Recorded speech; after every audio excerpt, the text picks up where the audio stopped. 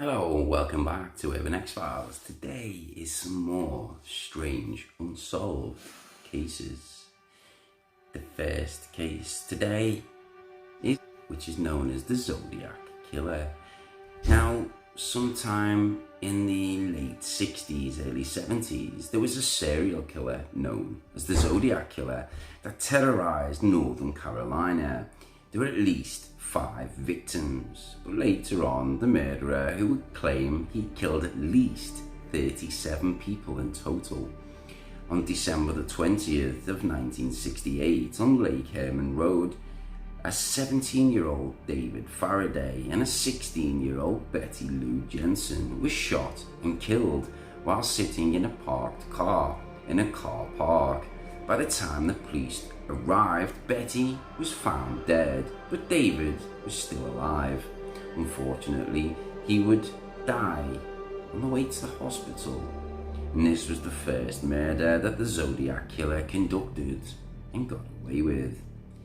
The next crime would happen on the 4th of July of 1969 in Blue Rock Springs Park, only a few minutes away from his previous crime. The Zodiac Killer approached a parked car, and he had a flashlight and also his gun. And he proceeded to murder 22-year-old Darlene Ferrin and 19-year-old Michael McGew. Both were still alive when they were found, but only Michael would survive. He was able to describe the shooter as a young white male between 26 and 30 years of age. He had a stocky build and was about 5'8", with light brown curly hair and a large face.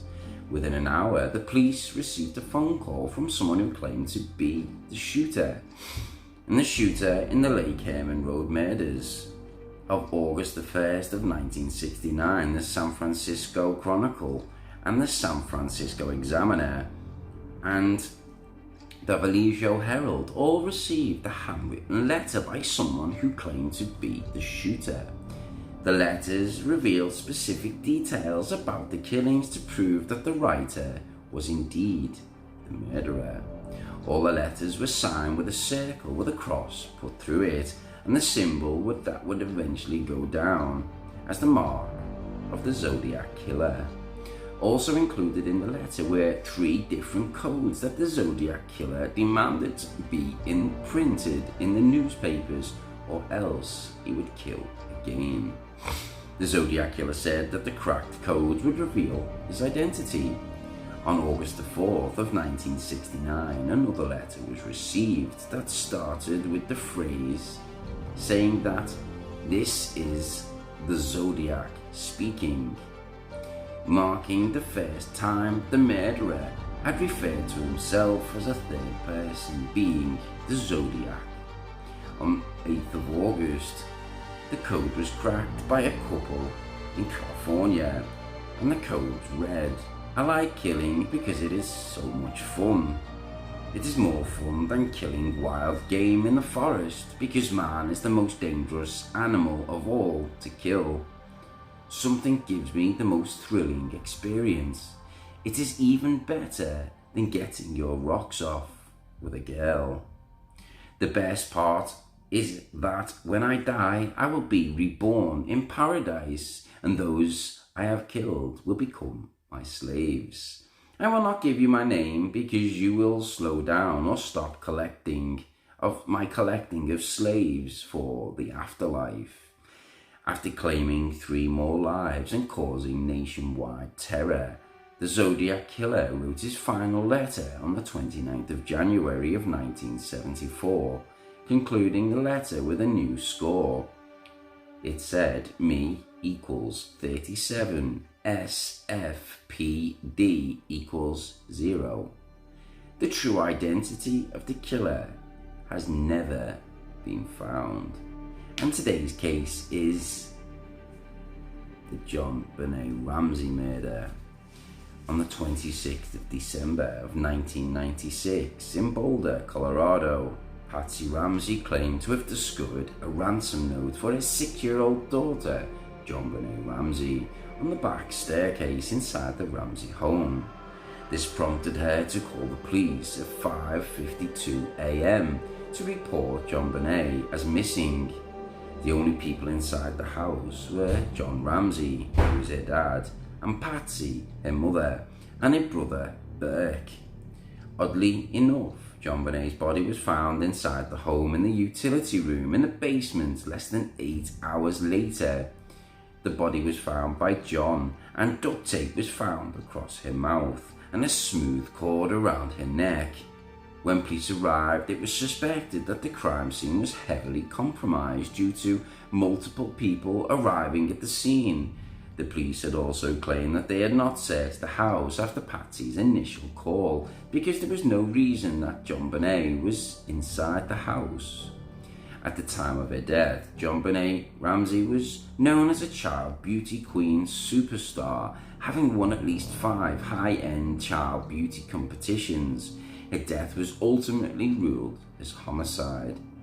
The autopsy stated that JonBenét's official cause of death was asphyxia by strangulation associated with cerebral trauma due to JonBenét's beauty queen popularity and her mother being a former beauty queen. The case caused nationwide, global-wide in fact, media interest. Today the crime is still unsolved and remains as an open investigation with the Boulder Police Department.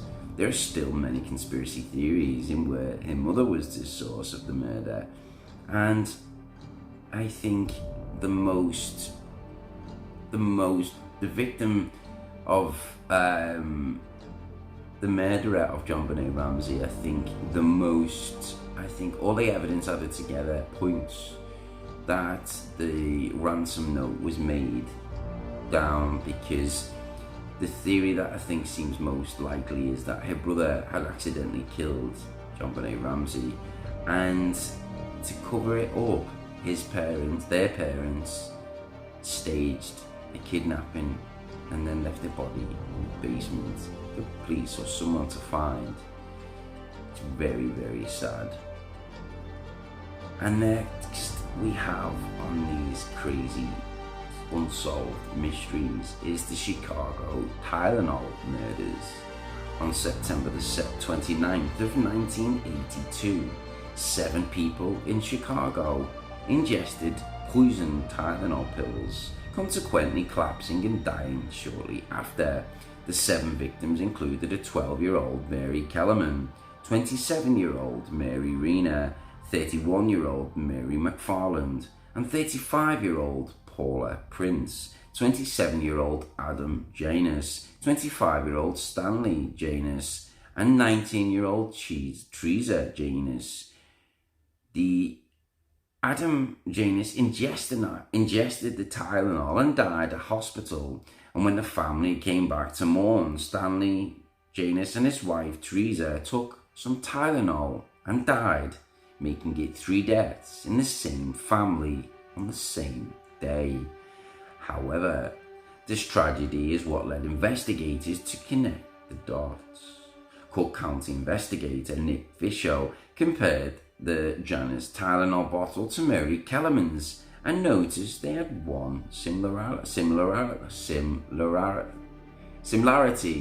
a control number MC2880.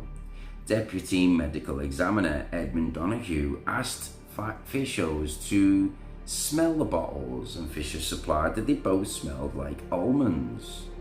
The poison cyanide is known to smell like bitter almonds, which in large amounts can cause seizures, cardiac arrest, and respiratory failure. The blood tests on all the victims showed that they had taken a dose 100 to 1,000 times the lethal amount. Donahue spoke to an attorney from Johnson & Johnson, Tylenol's parent company, and after all the victims were buried on October the 1st of 1982 that year, that Tylenol bottles were intentionally poisoned with potassium cyanide. Immediately, over 31 million bottles of Tylenol were recalled by the manufacturer and were issued warnings.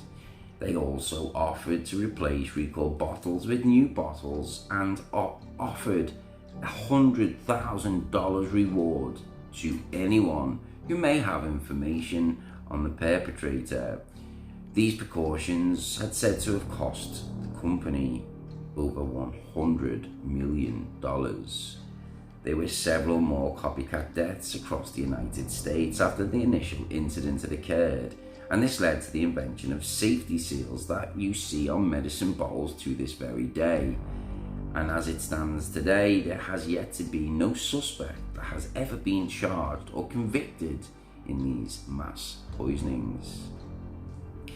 The last case today on this video is the unsolved Hinterkaifeck murders. On the evening of March the 31st of 1922, on Hinterkaifeck farm in Bavaria, Germany, 6 residents were murdered with a pickaxe. The victims included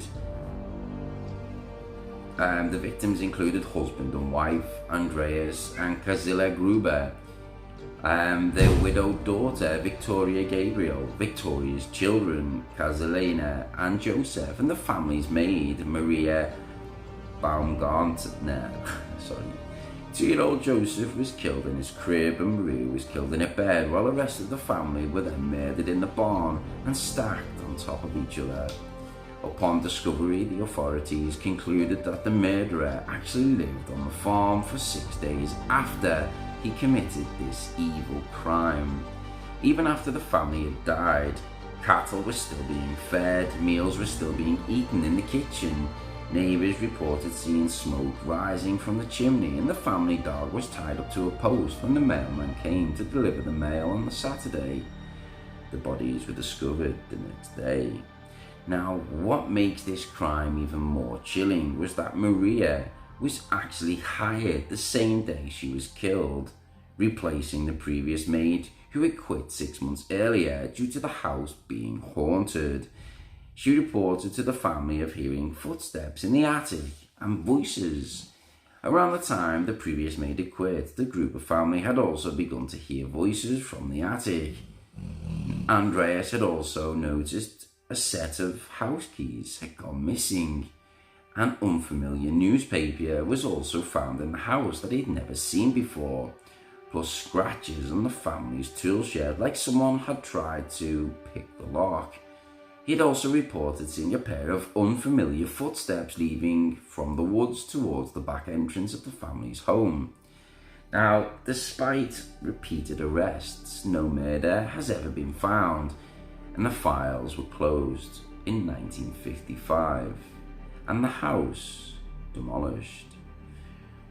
There is a very strange case, and if I do remember rightly, there is supposed to be some strange vampire link to this. I will find out and I will let you know if that's the case. But for now, I hope you enjoyed these short stories and these strange mysteries. If you did, please feel free to smash the like button, it really helps. Take care and see you all in the next video. Peace.